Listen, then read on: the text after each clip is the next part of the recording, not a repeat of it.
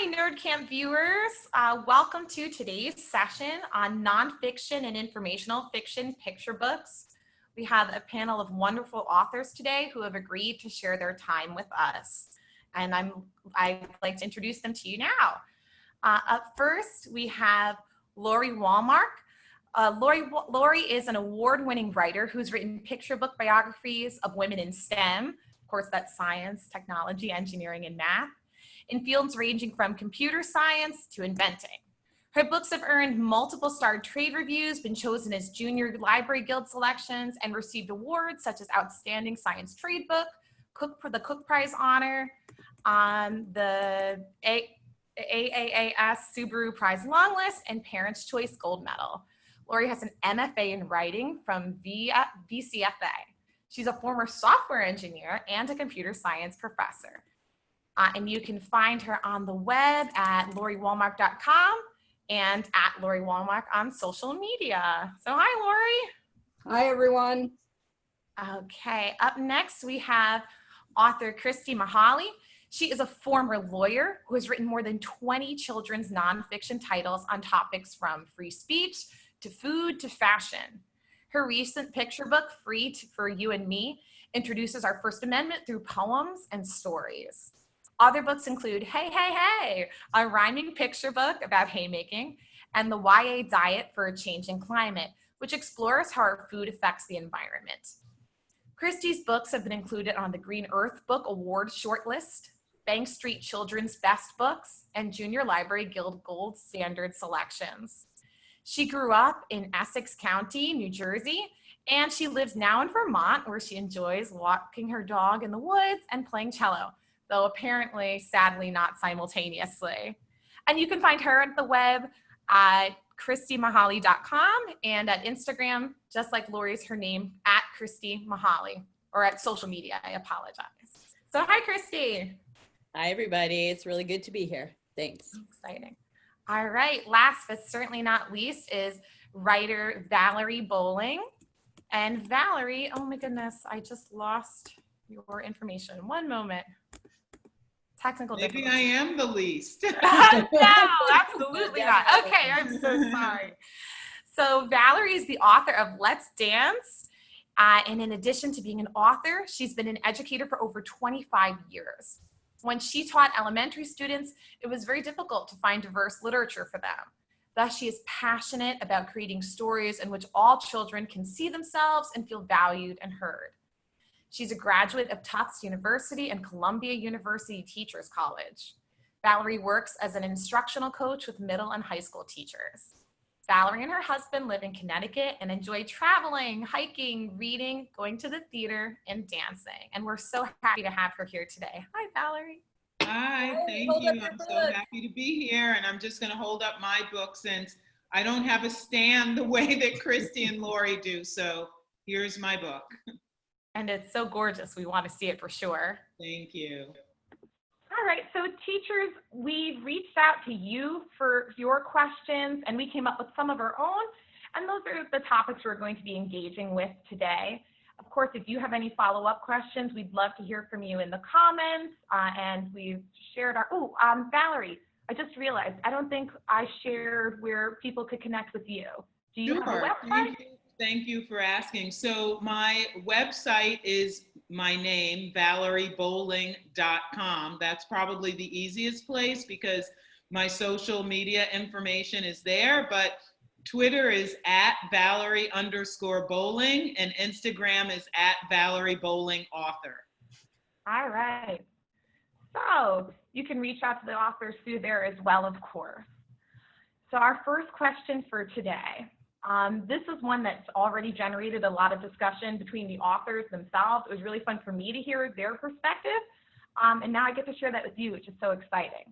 So our first question today is, what makes a book nonfiction? And then what's the line between a nonfiction and an informational text? Because it can be very difficult, especially for children, to kind of identify that line.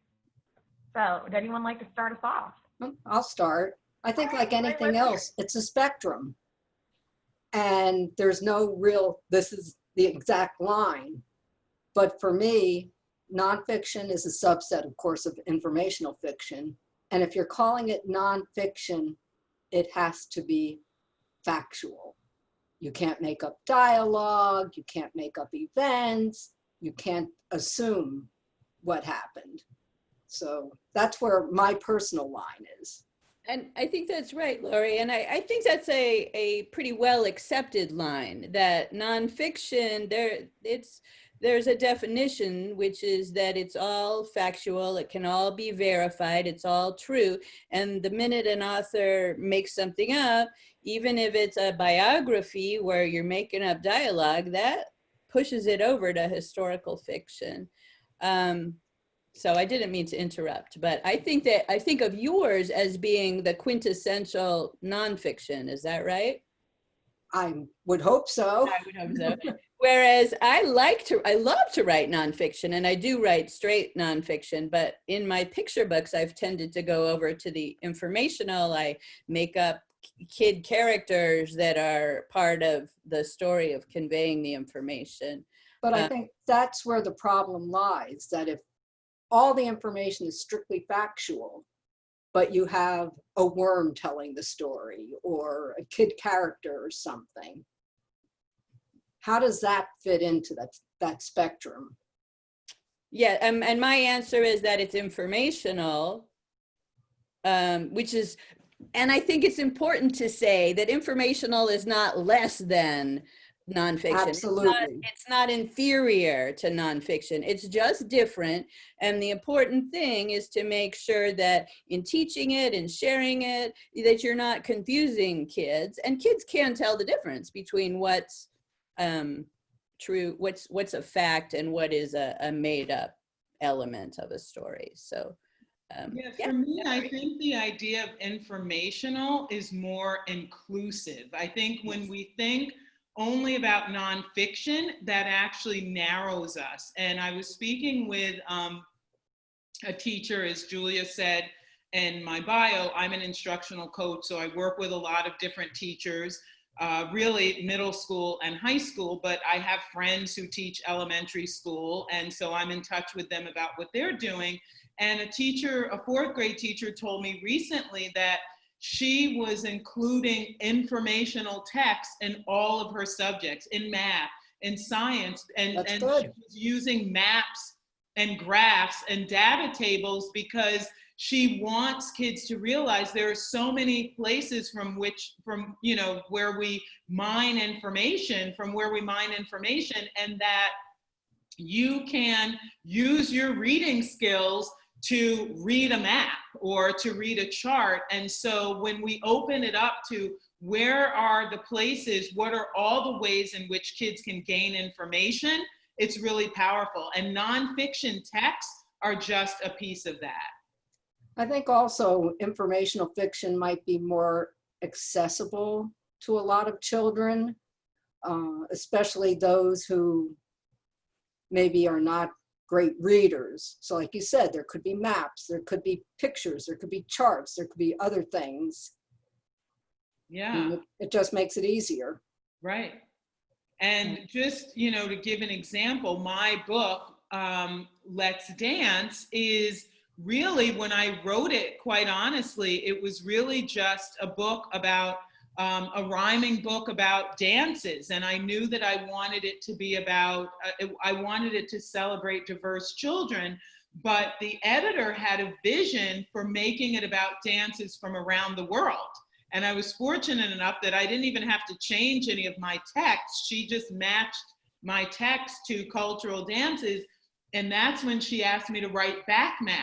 And she said only 2 sentences about each dance.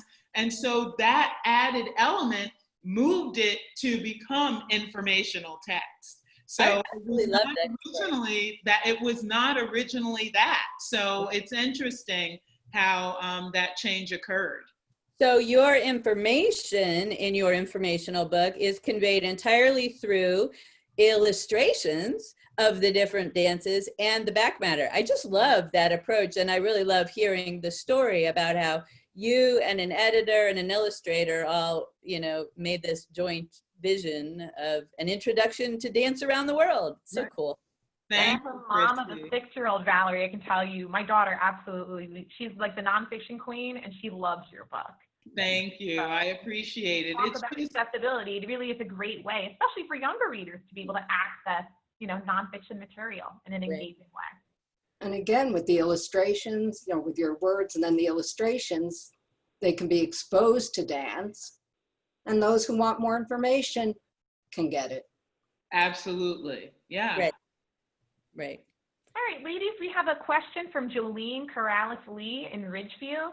And she was curious about your process for gathering sources and for the research you did when looking into your book. You want me to start this one? I can start. You're welcome to take it. All right. All right. Well, I do a lot of different writing. I've got like series nonfiction that I write, and then I've got picture books and longer books. And so the first thing I want to say is that my research differs book by book. But when starting a topic, and as an educator talking with students about research and gathering sources, I would say the first thing is pick something you're curious about. And then the second thing is to read enough that you now have new questions about it. And then the next step is going and figuring out where you're going to get the answers to the questions that you've developed. And so depending on the kind of research I'm doing, I might start by talking to people that know more than I do, talking to the experts. And in other times I need to go look in the library, and sometimes it's even going back and looking at original sources and documentation.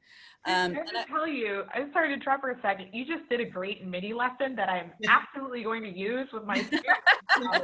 Find something you're passionate about. Read enough about it so that you have new questions. Thank you.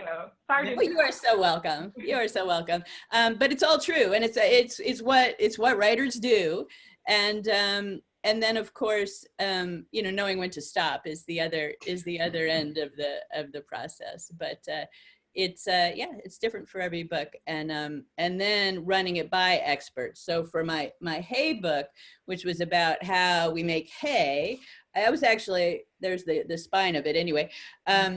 It was actually based on my own experience because we have a hay field, but I needed to run my manuscript, which was just rhyming couplets, by an expert, a farmer, a hay farmer, and she had all kinds of little tweaks that needed to be done to make it 100% accurate. So, those are all the pieces of the puzzle to make it as accurate as we can.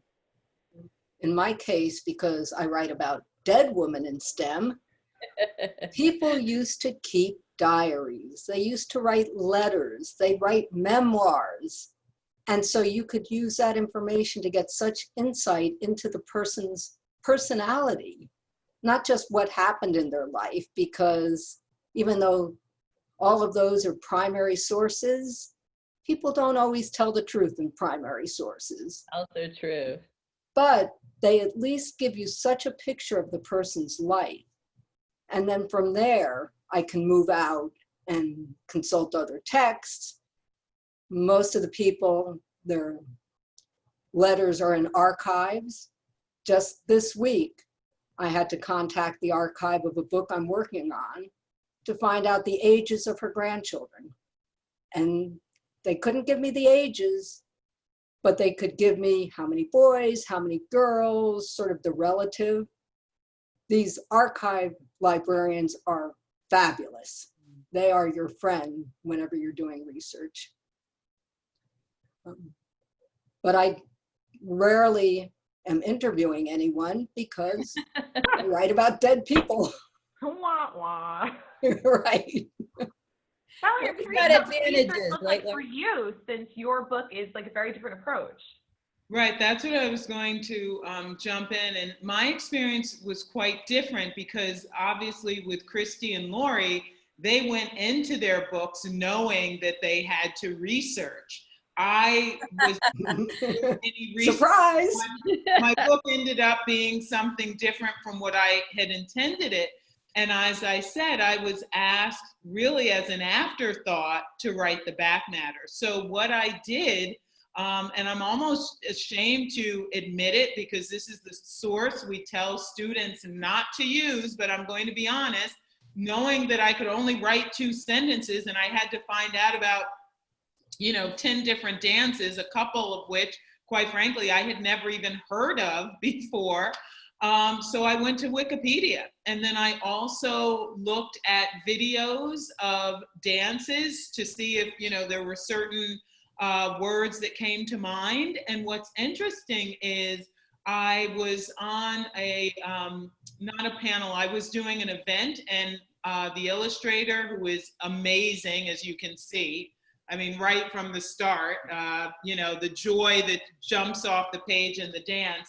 Maine Diaz, who is from Argentina, she was there, and a question was asked about, how she did her illustrations, and she used the same approach where she looked at videos to help her illustrate. So I thought that that was interesting. So we all research in different ways. Another aspect of my research, actually, because my book is in rhyme, is I used Rhyme Zone. That's a tool that I use because most of the rhyme I had come up with on my own, but there were a couple of places and a couple of times where I wanted to check. So I think research, no matter what you're writing, whether it's nonfiction, informational text, or even, if you're writing fiction, you're still going to want to use tools. You're going to want to look at mentor texts.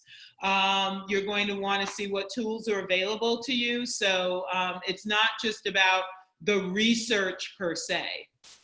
I'm glad you mentioned videos, Valerie. I'm working on a picture book biography, and the person I'm writing about is no longer alive, but there are interviews that were videotaped, and I just love watching them. It's as if the person were alive. So one of my people, someone made a documentary about her, Hedy Lamarr. Right. And watching that documentary, I'm in the movie theater taking notes in the dark. Yeah. So video, especially nowadays when so many people aren't able to get out the way they would normally, there are amazing resources. And, you always have to double check your facts and your sources, but some good possibilities out there, especially for kids with supervision. So ladies, since our primary audience is teachers, have you seen your book used in any interesting ways in the classroom? And/or have you seen any great work being done with nonfiction or informational text in the classroom? And I was saying, Valerie, we know she's an instructional coach, and I'm extremely curious to hear what you, as an author and a coach, I mean, you must have such a unique perspective on this. Thank you. Because I'm sure you've seen amazing things done with your work. So actually, considering my book just came out in March, and then the pandemic, it came out March 3rd, which was a Tuesday. That Saturday, I had a wonderful launch celebration. And then that Wednesday, schools were, that was the last day of school. I was fortunate that I was able to share it with some student groups, but it didn't get to go any farther than that in a face-to-face setting. But I'll tell you some things that some of my friends who have bought the book for their children, I'll tell you some of the things they've done. And then I can also talk a bit about other ways teachers are using informational text in their classrooms. So in terms of my book, one of the comments I heard is that kids are going on to YouTube and they are looking at the actual dances, or they're looking for the music that goes with the dance. They're finding the countries of origin on a map. One of the things when I speak to groups of children, I also encourage them to research dances that aren't in the book. There are other cultural dances that aren't mentioned. And I also say to them, and at this point I say, come close, I have a secret. And I say, you can even make up your own dance. And then I tell them they can draw that, they can write about it. So I think there are a number of ways that kids can get even more information. I've heard ELL and teachers say, and even a speech teacher as well, talk about the book is good for language, it's good for, you know, it's short text, and so it's something that kids can relate to and sort of use in ways that work for them. So I am in the process of working on an activity guide. It probably won't be finished until this summer when I actually am not working and have time to work on that, but I've jotted down some ideas. So I am thinking about even cross-curricular connections. In terms of the classroom, teachers are doing amazing things. They're doing everything from, you know, kids are doing your typical research. Maybe they're writing about their favorite animal. Kids are creating how-to books. They're becoming, you know, they're expert on something, but they're using their own experience, but they are also doing some additional research as well. And they might even in that how-to have a little piece about a person who is a little research. So for instance, a student feels he or she is an expert at tennis, and so writes about that, but then maybe looks at what some of the coaches, what are they suggesting tennis players do, and then they pick maybe their favorite tennis star and do a little bit of, you know, a little piece about that. There's a teacher, an 8th grade teacher I know, has her students do research, and instead of presenting it in the traditional way, she wants them to present a TED Talk. And so she's done, you know, work with preparing them for, you know, how do you present a really good TED Talk? How do you share information in that way? So again, people are doing just really, you know, creative, very, I think, creative things. I mean, I could probably go on and give other information. Actually, I will say, in addition to books, I talked about the teacher who said I also use charts and graphs. There's also a teacher, you know, kids are reading Scholastic News or National Geographic. So I think we need to also remember it's not just about books, but it's about articles, it's about magazines, it's about the charts, or you know, even looking at a picture. How can a picture, or high school, I know they do a lot of work with political cartoons as informational text. So yeah, I could talk about this all day. We may have to do a separate panel just from the educator perspective. One thing that works for both your book and Hey, Hey, Hey, and actually works for 2 of my books, is talking about poetry. Mm-hmm. Because they have poems in them, and that can be a whole unit in and of itself. But I did want to mention that many books that your teachers are seeing, the authors have teacher guides for, or activity guides. And if you go on their website, you can download them for free. And then you have all these different activities that someone, in my case, not me, I had a teacher do it. Yeah. Figured out would work in the classroom for the age level that your kids are at.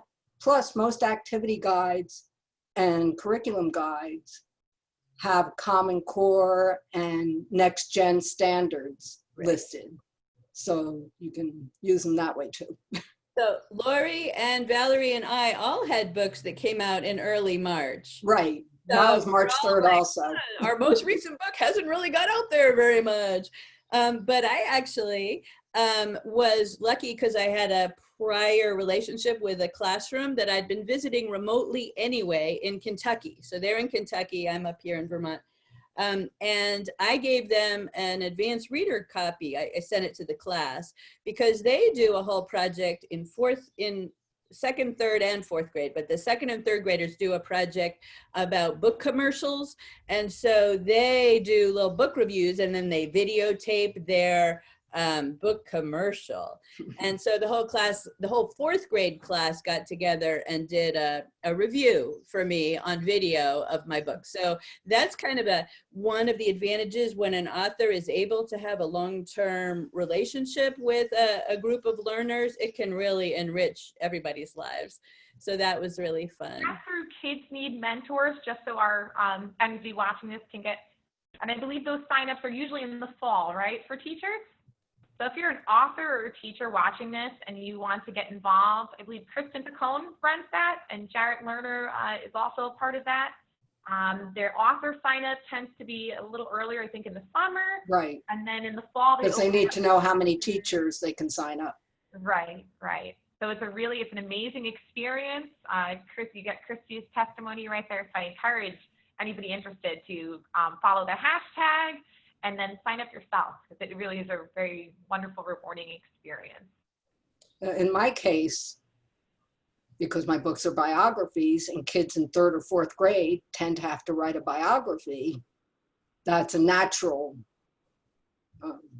thing that they do with my books. You know, they read my books, they then write their own biographies, and then sometimes teachers will send me the biographies, and they're great.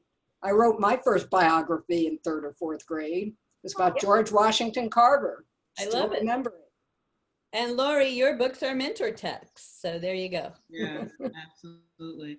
Another project that I am going to work on is to write a reader's theater script for this book, because this one has this cast of characters that I think would lend itself well. So we were struggling with how to be able to portray the diversity of the United States in a book where we're referring to the founding father.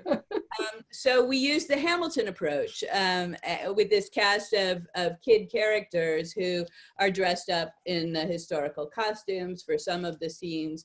And then there's a contemporary story where they're out there using their constitutional rights. So that's something that I have not done previously, but I'm excited about the possibility of the reader's theater as being another way to get kids sort of actively engaged in the text and the reading. So one of the things I wanted to make 2 other points about my book, especially because you said actively engaged, and my book, Let's Dance, is obviously very active. So I've been really pushing it as a distance learning movement break, because it's a quick read. So it's, you know, and the kids can do the same movements. I mean, yesterday it was so interesting. I was with a group of 4th graders, and that was awesome. But then I saw a group of kindergartners after that, and I just told them, like, everyone stand up, and you can get kindergartners to do things. And they were moving and they were doing everything. These kindergartners, they're so uninhibited. They were incredible dancers. The 4th graders, I was trying to get them to move. They weren't having it, but that's why I said with the kindergartners, I just started them up. So I think that's something. And the other thing I want to point out is, you know, we're picture book writers, but picture books can be enjoyed by everyone. There are middle school teachers, high school teachers. You know, I told my husband, who is a high school teacher who teaches, you know, history, he teaches American history. I told him about your book, Christy. So, I mean, there's a place for, just as we can all dance, I like to say, we can all appreciate a book, no matter our age. So often for me, people say, well, what age? Or I assume you want kindergartners and 1st graders. And I say, no. I mean, I have talked to an 8th grade class, and I've shared my screen with them. And the title of my talk was Revision and Resilience, because they were working on independent projects, and I showed them my first draft. I talked to them about my revision process, how I'd shown it to someone and gotten some advice, how she recommended a mentor text, how it changed, and then I showed them, the next draft I showed them was the one I submitted. Then I showed them my submission per my editor's request with my illustration notes, and then the final illustration notes. So it really can, I mean, we can use these books to teach on so many levels. I talked to a 6th grade class pre-pandemic. Things are now coming back to me. And the title of that was Communication plus Collaboration equals Celebration. Because this is a group of kids who weren't working very cooperatively together. And I talked about the process, and I said, I'm a third of this book, because I wrote the words, but the illustrator is the other third who did these phenomenal illustrations. And then we had our great editor who brought us all together and really had that vision. So we can talk about our books, I think, on a number of levels, and they can be used in a number of ways. I just stole like 5 things you said, Valerie, and I'm going to be using them somehow in my classroom either this year or next year. So thank you. That was amazing. Oh, You're welcome. And I'm glad you said that, Valerie, about picture books being useful at all levels, because, yes, I wanted to write a book that would be an introduction for people that don't know about the First Amendment, but it's also a great place to start for any age. And we actually did a teacher's guide. Again, Lori, educators put it together, which made it better than I myself would do it. But they have all kinds of exercises and extensions and discussion guides and everything. And they're saying that's for grades 4 to 7. And they've got things like this chart, like when we're talking about freedom of the press, this is like representation in the media and who is showing up in the news stories and who are the newscasters and who is writing the articles. All kinds of deeper conversations that an educator and a class can get involved in. But starting with the basics that are in a book like this. So The other thing that picture books can have is that wonderful back matter. yeah. So, in my book here, in the text, it says partial differential equations. Now, clearly, I don't expect grade school kids to know partial differential equations, but some kids might want to find out more. So there's back matter for kids who want to find out more. I have back matter about the Cyrillic alphabet since she was Russian. You can put all sorts of wonderful things in the back matter. And again, that extends the range of ages of kids who can really benefit from these books.